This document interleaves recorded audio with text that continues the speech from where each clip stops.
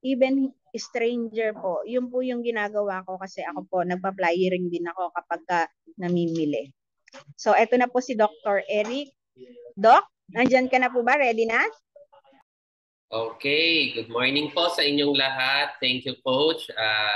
Thank you po sa lahat ng mga masugid na nakikinig sa atin. So, welcome po again sa mga first-timers. Welcome po sa inyong lahat. At sa mga old-timers na parating nandyan, again, this is another day of learning para sa atin. So, this time, ang napili ko naman pong pag-usapan natin is all about our immune system. So, kikilalanin natin, iintindihin natin paano ba nag-work ang ating body's self-defense. Okay. Pero bago yan, magpapakilala po muna ako sa mga bagong muka na nakita ako ngayon. So, ako po si Coach Doc Eric Herrera. Isa po akong internist, pulmonologist. So, we started Herbalife 2014. So, ganyan po ako ka-lusog that time. That time, so hindi maganda yung nararamdaman ko. Madali akong napapagod, hinihinga, tinatamad, antukin. Feeling ko ang tanda-tanda ko para sa edad. So, along the way, noong 2014, na-meet namin si Mother Arlene at ang aming angel na hindi inaasahan. So, nung encounter namin, so ang sabi, why don't you give it a try si Herbalife kung ano ang may tulong niya sa inyo. Nung una, hesitant po kami mag-asawa. Pero dahil gusto ko nga rin po namin dalawa na magkaroon kami ng resulta, so tinanong ko, ano po ba yung dapat gawin? Baka kasi napaka-komplikado, hindi ko magampanan, hindi ko makaya. Sabi niya, simple lang. Palitan niyo lang po yung traditional breakfast na nakasanayan niyo. Alam niyo kasi unhealthy yung aming mga breakfast dati. Sabi ko, simple lang pala. Sige, gagawin namin yan. And true enough, nag-shake po kami sa umaga, nag-aloe, nag-tea kami. Consistent. Dinerecho ko po yun. And with that, gumanda yung pakiramdam ko. And alam niyo ba, nag-lose ako from 209 pounds, 187. I lost a total of 22 pounds at 4 inches po sa aking waistline. At dahil po dyan, nagkaroon po din ng virtual nutrition club kagaya nito na sabi ko, uy maganda. Kasi ang dami mong natututunan, ang dami mong nakikilala, experiences ng ibang tao, mga tao nakakasama mo na may same goal as you. O, di ba? At yung sinasabi po natin, araw-araw yung nakikinig, yung upcoming event natin, yung spectacular, no? Sa January. So wag niyo pong i-miss yan dahil isa po yan sa event na nagmulat sa akin na sabi ko, I will stay, we will stay with Herbalife. At hindi lang yon, alam niyo may bonus pa sa Herbalife, no? Dahil doon sa nakakatulong ka na encourage mo yung ibang tao, natutulungan mo sa goals nila, binibigyan ka ng reward kasi may income pala sa Herbalife. At dahil dyan, nagkaroon kami ng income, last 3 months income namin around 60,000. So kung gusto nyo rin, ask your coaches about that. Okay, so ituloy na po natin. So ano ba ang immune system? So yung iba tinatawag ito, yung napakalalim na Tagalog ay sistemang pang-immune o sistemang pananggalang or sistemang pansanggalang. So ito po ay yung proteksyon ng ating katawan against infection. Infection laban sa mikrobyo, sa virus, sa fungus. So yung mga kalaban ng ating katawan, ang bahala po dyan ang ating immune system. At ito po ay hindi trabaho ng iisang sistema lang kasi ito po ay collective effort ng iba't ibang cells at kasali po dito, may say po dito ang iba't ibang proteins ng katawan natin. Ano pa? Ang immune system ay para po itong malaking record book, no? Na kung saan hinahawakan niyo po na lahat ng mga infection na nangyari sa akin. Halimbawa, nagkaroon tayo ng hepatitis, o nagkaroon tayo ng flu, nagkaroon tayo ng TB. Pag nagkaroon tayo, nire-record niya po yun. Tapos malalagay na sa database at pag na-encounter na po natin yun ulit, babalikan niya po yun. So ganon po ka-effective ang ating immune system. Okay. So Kagaya ng nabanggit ko, ang immune system, kaya niyang labanan against bacteria, virus, parasites, fungus, ang mga harmful na mikrobyo na na-encounter ng katawan natin. So napakahalaga po niyan. So, sasabihin, nasan ba ang immune system? Kagaya ng nabanggit ko kanina, makikita po yan dahil collective effort po yan. So, ang ating tonsils ay kinoconsider na immune system, parte ng immune system, ang mga kulani natin sa katawan or ang lymph nodes, ang thymus, iba po ang thymus sa thyroid kasi ang thyroid nasa taas po yan ng thymus. Ang thymus po nasa pagitan po yan ng ating uh, baga, no? Maliit lang po yan at sinasabi may say siya sa paggawa ng mga antibodies. So, nandyan din ang ating appendix, no? May say din siya, although minsan kung kailangan operahan, tinatanggal yung appendix, so we can survive din naman, no? Dahil maliit na part lang yung role ni appendix. Ang spleen din, may say din po siya sa immune system. Although minsan pag na-opera ng spleen, no? So yung function ng spleen, tinitake over naman ni liver, no? So bahala si liver in case na ma-operahan, tinanggal yung spleen. Ano pa? Ang red blood cells, no? Makikita, no? Ginagawa ng ating bone marrow sa mga white blood cells, may say siya. At ang pinakamalaking porsyento ng immune system natin, approximately 70% ay makikita sa ating intestines, particularly sa small intestine po kasi may large intestine eh. So sa small intestine natin, yung tinatawag na Peyer's patches. Sila po ang nagpo-monitor ng mga kinakain natin, no? Yung mga nutrition na nandun. And paano nila gagamitin yon para maging kapakipakinabang sa katawan natin. Kaya critical po at napakahalaga na ang kinakain natin ay balance, tama ang laman na nutrients, minerals at vitamins para maging healthy yung katawan natin. Okay, so ang ating immune system, dalawang klase po yan. Merong tinatawag na innate o ibig sabihin inherent na nasa atin na. Time frame po niya, nagiging active po yan from the time na magkaroon tayo ng contact sa infection up to the time na magre-respond sila sometime between 0 to 12 hours. However, kung ang pinag-uusapan natin matagal na infection, dyan na po pumapasok yung adaptive immunity kung saan no specific, kumbaga kailangan mo na ng special action force, no? Kumbaga, kailangan yung na sila, meron na silang specialty para kalabanin. No? It takes around 1 to 7 days. So yun yung third line of defense natin. So, balik tayo sa innate immunity, first line. Ano ba yung unang barrier natin against infection? Siyempre, nandyan ang ating balat. Nandyan ang ating mga mucous membranes, no? Sa mga intestine natin, yung mga lining. So yun yung example. Yung secretions ng balat natin, yung pawis, no? That is considered a line of defense, no? Pag pinagpapawisan tayo. Ano pa? Secretions of mucous membrane. Halimbawa, nagbabahing-bahing tayo or nagsisipon tayo, nagra-running nose. That is a form of defense kasi inaalis po ng katawan natin yung nakapasok, ayaw niya yon. Kaya gumagawa siya ng paraan, nagre-react siya to get rid of it. Kaya minsan, okay naman kayo kanina, all of a sudden, ayan, nagbabahing-bahing kayo, nagra-running nose. Nako, ayan, ang inyong immune system ay gumagana.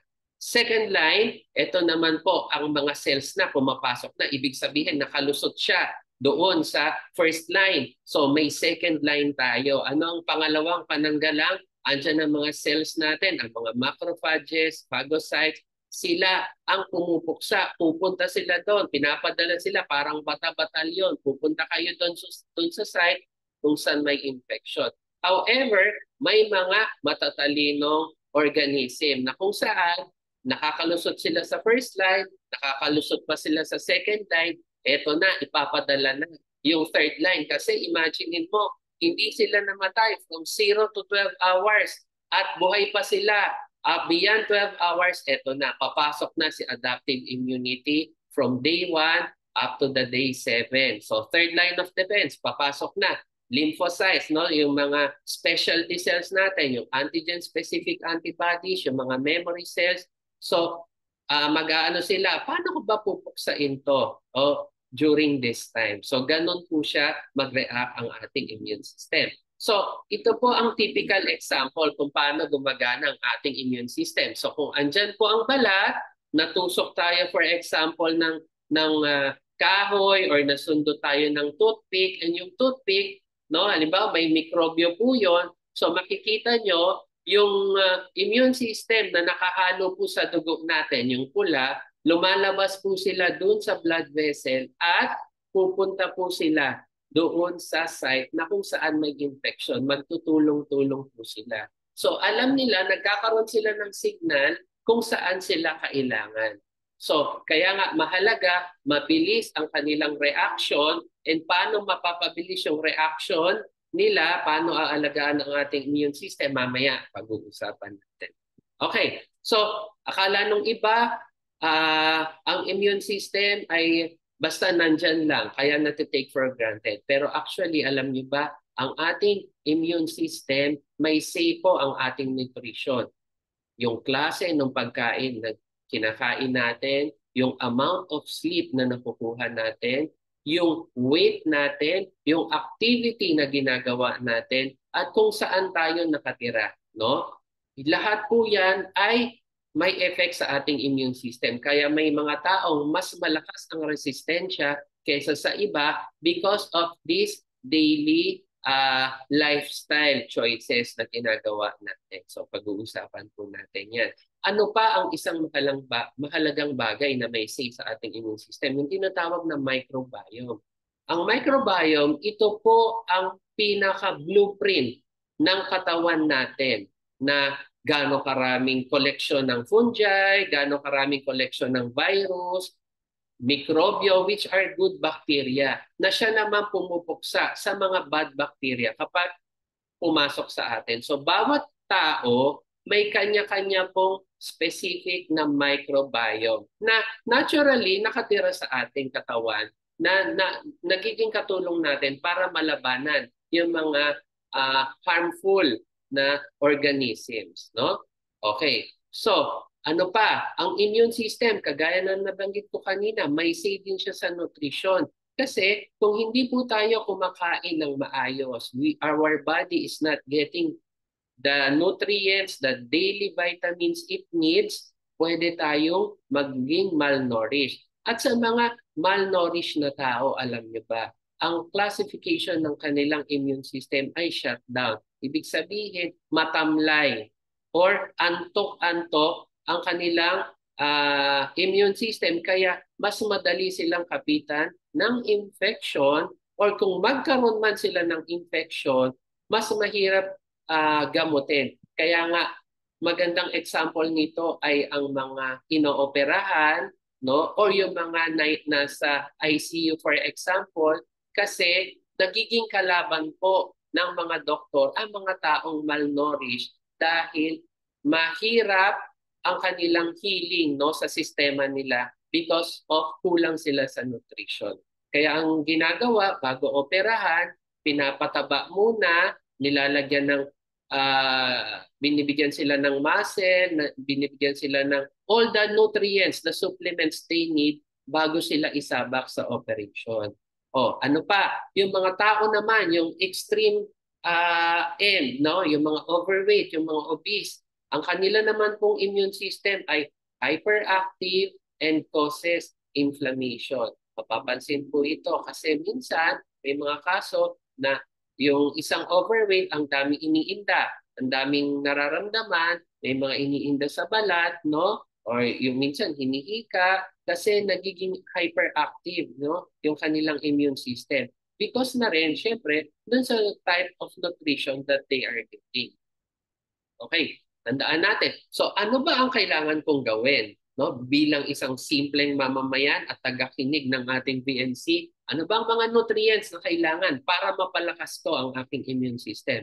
Number 1, protein. Kasi ang protein po, hindi basta-basta protein kasi ang may plant protein, may animal protein. Siyempre, ang best yung plant protein, no? Kasi ang protein po ay may say sa paggawa, pag-develop ng ating immune system. May say din po siya doon sa building blocks, barriers ng ating mga organs, no? So mahalaga po siya kasi hindi tayo makakagawa ng enough antibodies, mga panglaban kung kulang tayo sa protein. Ano pa? Vitamins yan, yung mga vitamin A, vitamin C na alam natin, nagbo-boost ng ating immune system, di ba? Pag sinisipon tayo or gusto natin pataasin ang ating resistensya, sige, nagtitake tayo ng mga multivitamins, vitamin C, di ba?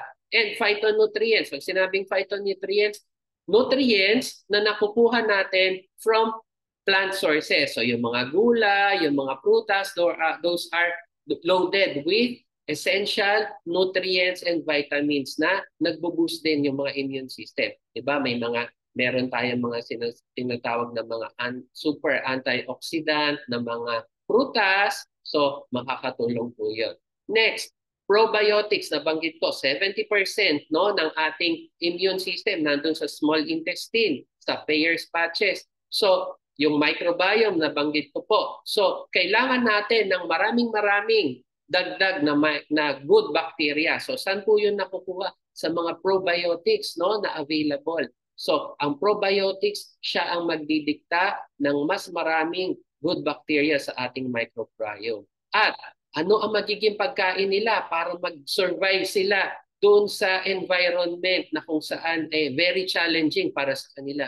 Kailangan din nilang kumain. At anong pagkain nila? Ang prebiotics. Kaya para maging sustainable ang mga probiotics natin, pakainin natin sila ng prebiotics dahil ito ang magbibigay sa kanila ng buhay. No? Ano pa? Ang omega-3 fatty acids, nakakatulong ito to enhance our immune system. So simple lang, 4 lang, no? Napakadaling tandaan. So take-home message, bago tayo maghiwa-hiwalay, syempre, kinuha ko ito sa aking idol. Chairman ng Herbalife Nutrition Institute, si Dr. David Gieber. So hindi ko po ito inimbento, ito ay galing sa kanya. So nilagay ko na rin ng credentials niya para alam nyo na talagang trustworthy at may basehan ang ating mga sinasabi dito. Ano ang sabi niya? A healthy immune system is dependent on healthy protein nutrition. Kaya choose our protein sources wisely. Kunin natin sa mga healthy sources. Ano pa? Inadequate protein intake can lead to weaker immunity and slower recovery from illness. Kaya make sure we have enough protein po daily. And ano pa? Protein, kailangan po natin yan to maintain a healthy gut barrier. Kasi pag nagkaroon po ng lamat, yung ating bituka, madumi po kasi yun, papasok yung mikrobyo from outside going inside. So ayaw natin yun kasi napakalaking problema. No? So ayan. So with that, ang dami natin pagpipilian. Nandiyan sa Herbalife, hindi lang shake. Meron tayong tablets, no? Meron tayong mga enhancers. And kinilala tayo as a super brand. Ibig sabihin, ginagampanan natin ang ipinangako natin to provide good nutrition sa bawat tao na magte-take nito. And dahil dyan, syempre, kinilala tayo as #1 in the world in meal replacement, weight management, and well-being, and active and lifestyle nutrition. So with that, marami pong salamat sa pakikinig nyo. I hope marami kayong natutunan. See you again next time. Back to you po. Yes, thank you, Coach Doc Eric Herrera. Napakadami naming natutunan, especially regarding